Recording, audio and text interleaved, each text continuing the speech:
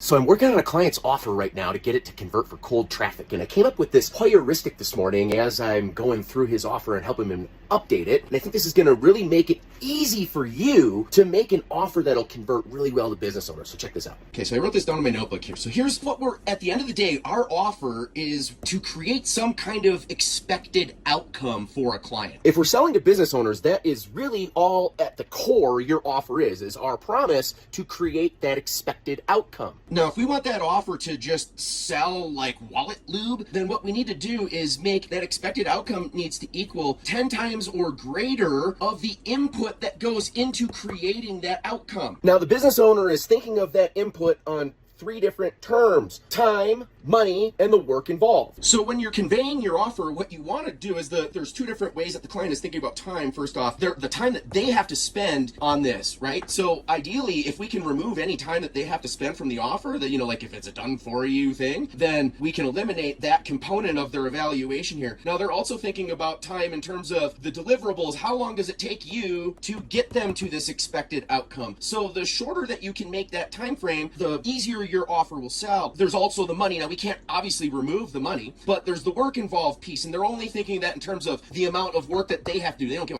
how much you have to do, right? So obviously you want to try to remove any work that they have to do. So if we can remove time and work involved of the client, and we can lower the deliverables down to the lowest time frame possible, then the only thing that's left is we are able to give them the ability to evaluate this 10x right here off of the money involved, right? So what if we can show them an outcome of earnings that they're going to get that are 10x the amount of money that they have to spend with you, and they don't have to spend any really time really, or there's no work involved, and the amount of the time frame on your deliverables is reasonable, then you got an offer that's going to sell to business owners all day long.